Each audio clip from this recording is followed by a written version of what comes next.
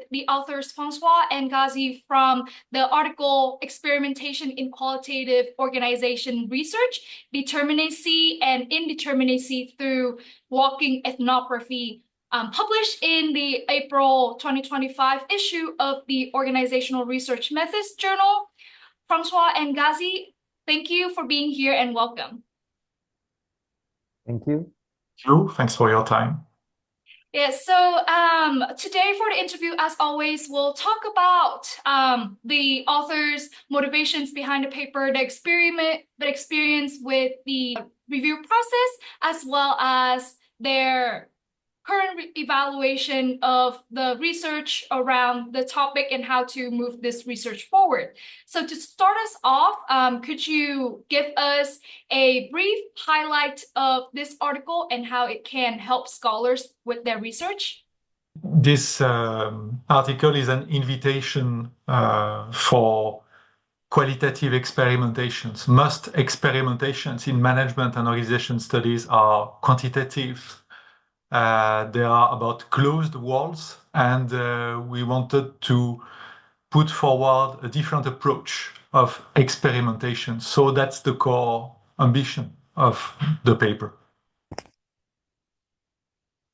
I can add a bit there. So yeah, so part of the introduction of the article was really a provocation to methodology scholars and methodologists in general to widen their view of experimentation, which has usually been thought of in terms of quantitative research, because the idea of experimentation itself has an idea of openness, an idea of possibility. We felt that qualitative scholars should be engaging with the concept more.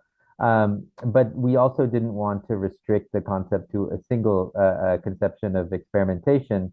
So the result of the article and the process of working through the empirical example of the article is to give an array of different kinds of experimentation, which basically are mixtures or hybrids of two different kind of theoretical poles, which we will talk about in a moment.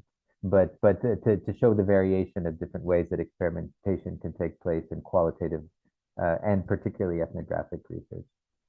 Yes, thank you both for the brief overview. And could we dive more into what made you started this paper, what inspired you, and to study this topic and write this paper?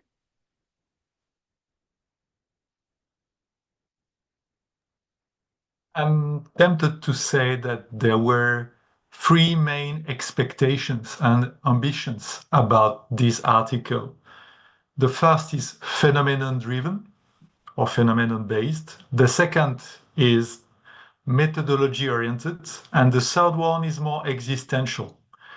The first, so phenomenon-oriented, it's about deep changes we felt about organizations and the world of work. More and more, we do not work somewhere and sometime. Work is everywhere. With mobile work, remote work, with digital nomadism, with digital tools, usual boundaries have exploded. They have vanished. But the bulk of management and org studies are still focused and emplaced. There is still this expectation, for instance, for PhD students to find the right way to access the field. So it's expected to be somewhere, sometime. So that's the first ambition, to try to imagine methodologies likely to cover a much more open idea of the field. So that's something that was already present with shadowing. And here we put forward more walking ethnography. So this very open embodied experience of the world as the most primary research technique. The second ambition is methodology oriented, and as Gazi said, it was sensitized by philosophical perspectives. And here the presence of our co-author Aurélie Leclercq was extremely helpful, because Aurélie is an expert about philosophical approaches, ontologies, and so on. And here the The idea was to go beyond usual views of experimentation as closed, focused on something precisely expected to take place somewhere, in the laboratory, for instance, or inside an organization, and to imagine methodologies much more open to the possibility that things are happening with a duration, with an openness, and we will have probably the opportunity to detail these ideas, but two philosophies were particularly helpful to imagine these different methodologies. The first, it's the pragmatism of John Dewey and his idea that any exploration of the world is a movement from an indeterminate situation to a much more determinate situation, a movement from indeterminacy to determinacy. And the second philosophy that was very useful to imagine different methodologies was the phenocritical of Guy Debord, much more based on the idea of drift, just going adrift in the public space of the city, just feeling the atmosphere with no goal and just feeling the different atmosphere that you cross and so on. And the third and last ambition and expectation was much more existential. And maybe that's the most ambiguous part of the paper. It's this idea that researchers should be researchers all the time, that they should reach what we call a radical openness. Interesting things for our research, unfortunately, are likely to happen anywhere, anytime. So it means in France, there was a researcher called Berry who called this issue methodological opportunism, saying that you should not decide what's the right way and the right method to approach a problem we don't know and the problem that is likely to emerge and be reformulated continuously. We should be opportunistic. We should be open anytime existentially, which doesn't mean that the research process and what we discover does not reach at some point a stability threshold. Sorry for this long answer, but I think that we're part of the initial project, these three ID, phenomenon-based, methodology-oriented, and more existential.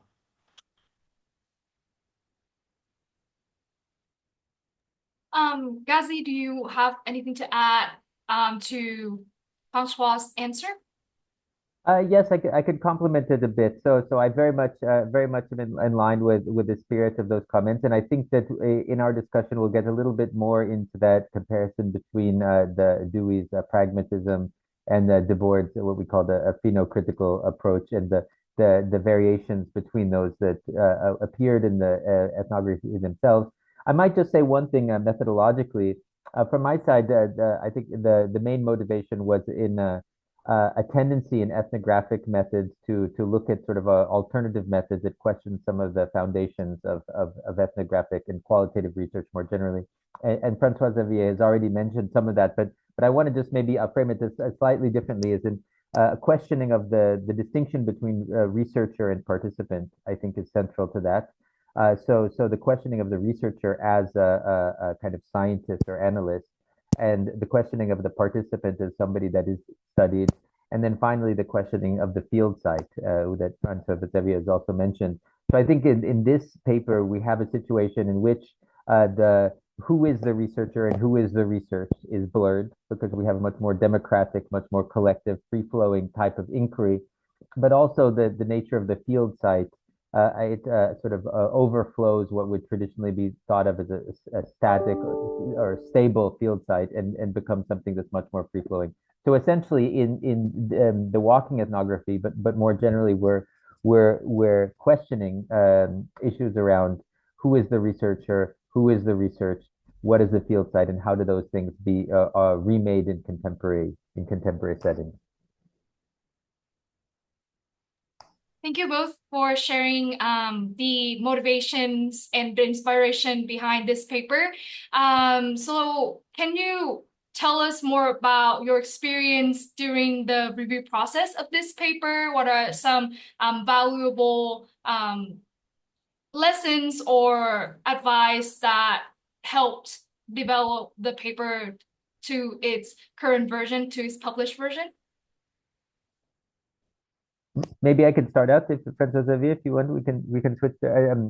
So I think one of the really interesting things about ORM's review process is that the way they help you craft a paper, which is quite different from most other journals, in that it often involves an example of empirical work, and it often involves a heavy dose of theorization, and in our case, in philosophical inquiry. At the same time, at its core, ORM is a methods journal, and they basically coach you into establishing and deepening the methodological contribution of the paper. So the original manuscript it involved a philosophical speculation around Deweyan pragmatism and its way of using openness and experimentation to come to some kind of stabilization of knowledge. And its contrast with this phenocritical approach of Debord, which was a destabilizing and a kind of decentering approach that opened up and maintained open spaces. And on the other hand, there was a empirical material, which was somehow an illustration of how this worked in practice. What the ORM review process was really helping us to do is to put these things together in a way that can serve as a guide to scholars who might want to use experimentation and qualitative research, and how would they go about doing that. And I think really the art of doing that, and the editorial process was extremely sensitive in this regard, is giving sufficient guidance to potential authors who might want to be able to do something similar without reducing the article into a recipe or a set of overly specific steps. So we end up maintaining the theoretical interest and the empirical richness of the data without falling into a kind of a cookbook formula. And I think that's the subtlety of a good methodological editorial process. Yeah, the review process was extremely developmental, and it was a great opportunity to clarify a lot of things in the paper. And most of all, just to complement what Gazi just said, what I found very interesting is that I realized, as it happens sometimes, that a contribution is always a social construction, which means that sometimes you think you've got an idea, a good idea, but if it's not identified as a good idea by the reviewers, which are just the spokesperson of the journal and the community, it's not really a good idea. And this kind of intersubjective certification, it's part of the review process. And I think that's something that's truly happened during this process. The community behind ORM, the community interested in organizational issues was part of the conversation. I was myself not very familiar with and accustomed to this discussion. And reviewers were very helpful to enter into this conversation through, for instance, references. They gave us specific references from the journal or other journals, ideas, concept, some more specific methodological or technical debates. And at some point, maybe it makes that the contributions are likely to resonate for this community, which was not probably the case for the preliminary version we submitted to the journal. So it was a very interesting and useful and developmental process.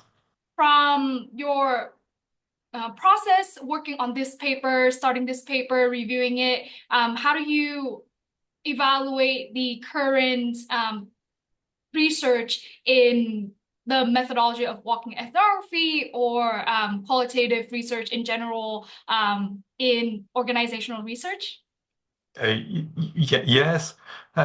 So through the adventure of this project and this article, I think I realized something really amazing. It's that experimentations, I mean the most positivistic approaches of experimentation, keep colonizing and dominating our imaginary spaces about methodology. It's there, even for the most rock and roll researchers I know. That's a strange thing. It's the counterpoint or the main muse and source of inspiration to all of us. And what's interesting with this qualitative vision we defend of experimentation, it's to try also to develop a counter space, a counter imaginary space about other ways to do experimentations. And just to say a few words about the fieldwork we did ourselves, in a way, it's a provocation.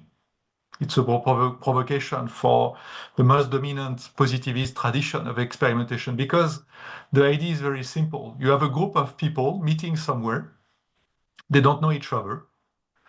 They have to go to a final destination. They have 1 day, 2 days, 3 days. There is just one constraint. There is a program at the beginning for the first hours on the first day. And at some point, you have to improvise to arrive somewhere or to fill the context of the next part of the program. So that's the basic idea of the script, because any experimentation has this assumption there must be kind of a script, but then no hypothesis, no theory, no problem defined through a literature review. It means that it's kind of a provocation. I mean, but what is interesting is what happened and what we identified through the 30 ethnographies that are detailed in the papers and the modalities that we identified. And in a way, the experimentation was also applied to the coordinators of the working ethnographies themselves. Because, as we say, some of them were inhibited by the usual approach of experimentation, so they could not but define a program. That was not the initial instruction, but as you saw in the appendix, many of them at the end, in some cities in France or abroad, they say that there must be a program. We cannot meet people and tell them at some point nothing will happen. And they even imagine problems that should be treated by the walk. Sometimes this process happens during the walk. Some people say we have to know where we go after 2 hours of walk, the problem, and so on. So I don't want to say more than that to your question. It's that in many ways the paper, it's a way to contest a dominating imaginary space, and it's in a way I think an interesting provocation, but a rigorous one. So maybe I could add a bit to that. Talking about the organizational research methods a bit more generally, one of the things that really strikes me is that there's such a wide range of organizational subfields, and ORM as the primary methods journal in the field somehow has to deal with such a plurality of different methods that are not only different steps, but also involve different epistemological bases, different premises about what is validity, about the role of a priori theorizing, about the role of ambiguity, as François-Xavier said, how much ambiguity is allowable, how much delimitation, and how many specific steps have to be conceived in advance. And I think one of the biggest challenges is the ability to have different kinds of views on this represented in the journal. So Chi, you had mentioned about the field, but I think there are many different fields that are represented in ORM. And one of the things that's really struck me is the way that ethnographic research, particularly, which is some of the most kind of avant-garde, some of the most epistemologically provocative methodological pieces, have continued to appear in ORM. So it's always been a home for that kind of alternative research, even as it also produces some of the most technical, most quantitatively oriented, and most positivist research. So it's really, I think, is a bit of a testament to the editorial process of ORM, that it's able to hold those different kinds of voices together. And maybe just one final point on walking ethnography. So this is not a method that is very widespread in organizational research. There was a special issue, a recent special issue, I believe it was in the Journal of Organizational Ethnography, on the topic of walking ethnography. But it's quite a novel approach, and one that's not very well represented in organizational research. And I think one of the goals that we hope that this article will do will be to inspire scholars to take up methods such as walking ethnography, or more broadly, methods that will question the typical parameters of qualitative research. So walking ethnography is an important example of this wider spirit of experimentation, but not the only example. The other thing, the idea of experimentation and qualitative research is very interesting, as it's not usually thought experimentation to my humble opinion is like not usually thought in a qualitative way. So to building on that, what are your thoughts of how to move this research forward? What are some fruitful research ideas or future directions that can take this research forward? So I begin maybe on that? Sorry. Yes, yes, yes. Yeah. Well, I think one again, so part of what we were avoiding was templates, but it is worth noting that of the 30 walking ethnographies that are reported in the paper, we basically summarize those in terms of 8 kinds of modalities of and that's not a strict and exhaustive taxonomy, of course, which would go against the spirit of what we were doing. But the idea is that between this more pragmatic oriented idea of keeping knowledge open and collective in order to eventually arrive at some kind of consensus. Right? That's the Deweyan conception, is that we keep things open in order to maintain progress. Versus that more kind of destabilizing, keeping things open in order to undo taken for granted meanings, in order to sort of deconstruct what is not seen and allow it to be seen, a more destabilizing. Between those, there's a whole range of ways of thinking about experimentation. So it's not simply a sense of openness and closeness, but there are different ways of configuring openness and closeness. So that taxonomy is not meant to be again, a recipe for people, but it might help people think when they're formulating their own qualitative research design.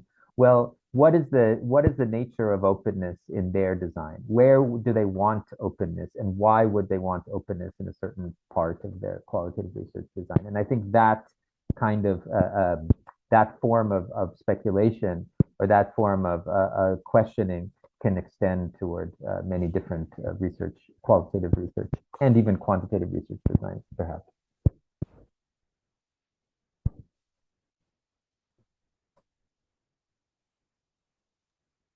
Yeah, about an agenda and avenues for further research. Maybe I see 2 things. The first, it's conversations, because I think that's one of the most interesting things related to walking ethnography, is that, at least for the context of this paper and our organizational setting, it was collective walking ethnography, which means that there were a lot of walking conversations. And it's something exceptional, because most of the time, the world of organization, it's a seated world. You're in a meeting room, you have a discussion, or like the one we have today, it's emplaced.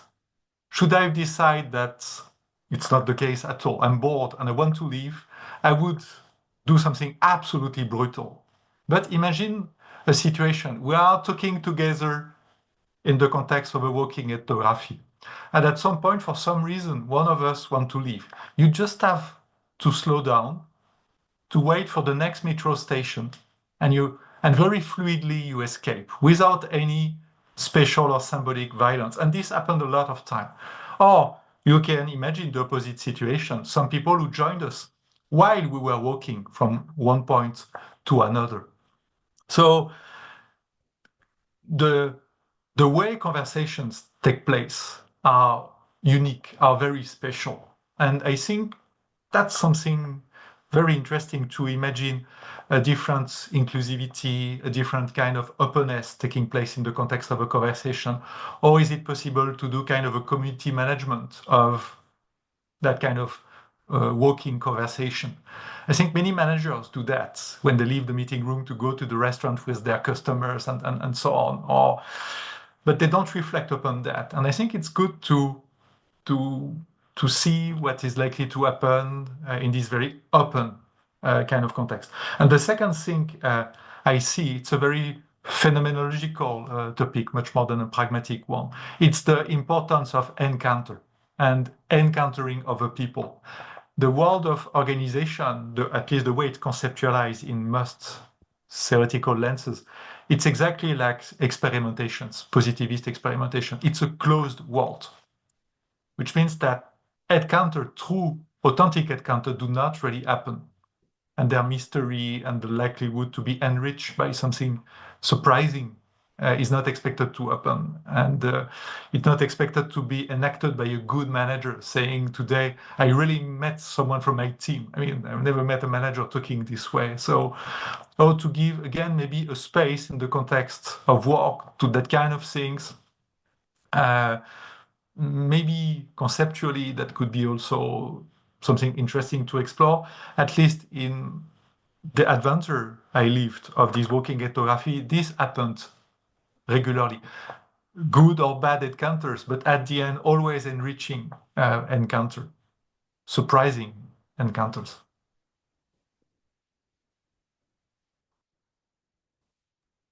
Yeah, so I think the idea of openness in research and extending the boundaries of the settings as well as our research questions and the theoretical framework, it's very intriguing. So in order to apply walking ethnography or studying more about walking ethnography, do you have any advice for scholars who are interested in applying this methodology or interested in studying to develop it even further? I might say a word here. I think part of the insight of this experimenting mindset is that in some ways they already are applying it. And part of the idea is that those scientific processes of analysis and reflexivity and encounter and discussion are things we do every day, and that our everyday lives as a collective are already sort of pseudo-scientific processes, right? They're not controlled processes in the way that in the scientific experiments are usually controlled, but they do involve elements of knowledge production. And that by the researcher somehow approximating those lived collective kind of science in the flesh, that has some kind of value to it for particularly ethnographic and qualitative researchers who want to somehow understand what the processes of learning are on the ground, right? So in some ways, rather than applying a walking ethnography or an experimental qualitative research as a kind of technique, it's maybe to recognize the ways that in our everyday lives we're already engaging in kind of para-analytical work, creating theories, testing theories with experience with different people, and that our scientific and academic work is somehow not a rough break with that, but an extension and an elaboration, perhaps with some added reflexivity of those fundamental processes, which are the processes of socialization in general.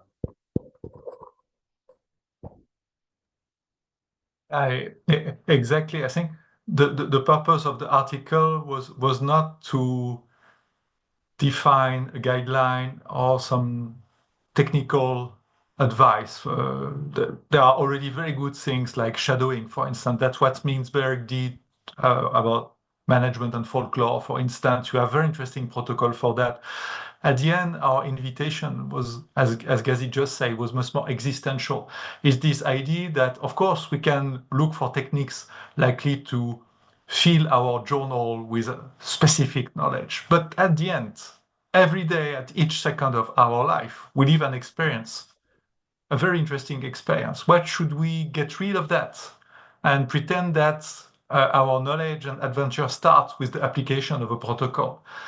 And of course, at the end of the paper, I don't want to spoil too much the paper, but we also acknowledge that there is probably a huge limitation of this existential posture. It's that it's exhausting as soon as you start thinking this way, that as soon as you start thinking that a research can happen anywhere, anytime. I mean, research work become extremely vocational. And I think it's good to have some boundary limitation in time and space. It's good to have a life outside the scope of a research, but sometimes to cultivate this openness with some discipline, this existential openness, we all three believe that it's likely to be interesting. Yes, thank you both for your thought. And before we wrap up, are there any other thoughts that you want to share with the audience that we have not covered today? The philosophical layers of the papers with John Dewey and Debord, because that's also something strongly present in the paper, in particular through the work of Aurélie. It's this idea that methodology needs behind it some ontology, some philosophical reflection, philosophical reflexivity. It's good to work at the same time on methodological issues and philosophical issues. And so in the paper, we explore these two philosophical directions, which looks contradictory, but we show that many times in life and in experience they coexist. So it's John Dewey and this idea that life, it's an inquiry process. As I mentioned at the beginning of interview, it's a movement from an indeterminate situation to a more determinate one. More concretely, we encounter problems in life and we talk about this problem with people. So new people enter into the conversation, new idea, new techniques. And it's good to be as open as possible, at least at the beginning.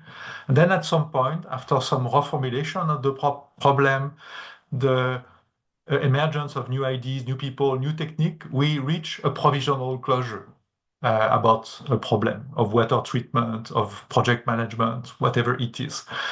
And on the other hand, Guy Debord has a very different view. He says that most of the time, life is fully determinate, in particular the public space of a city, with the architectures, the street, the social order. And his vision, it's the opposite process. He says that in a way we need to escape. We need to avoid to follow the straight line of the city, just to follow an intuition, a desire, and see what we cross as different atmosphere, and to talk with a small group of people walking with us about what we live. So it looks at two opposite view of experience and research. And what we show in the same experimentation is that they can coexist. They can be contradictory, but they can coexist in a very productive manner. One of them can be dominating for the other, but not necessarily. So I just wanted to add this dimension of the paper. It's the more philosophical discussion. That's probably the most complex and dense part of the paper, but yeah, it's also an interesting, probably part of the paper.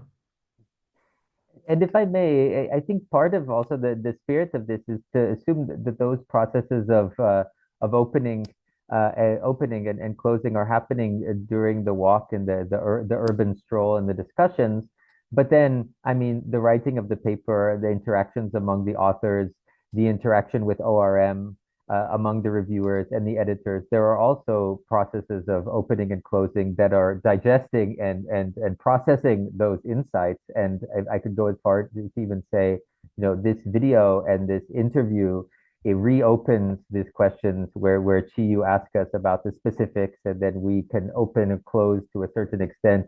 And so we continue to digest and to process those ideas and those information. So in some ways, and across a different modality of video, where it was in writing and before it was in the bodies. So there is an ongoing working through of different modes. And so I think part of the intuition here is to keep that as an ongoing process, which we're now continuing. And now, Chi, you're a part of, in some sense, this research as well. Yes, I think very insightful. The idea of the construction of knowledge is an ongoing, an open process, and also from this article, the invitation to keep that process open and integrating different aspects. Thank you both again for your time today and for your work in this article and walking ethnography and organization research. And we really appreciate your time sharing with us the behind the scene stories, and also elaborating more on your perspective and evaluation of this paper and research.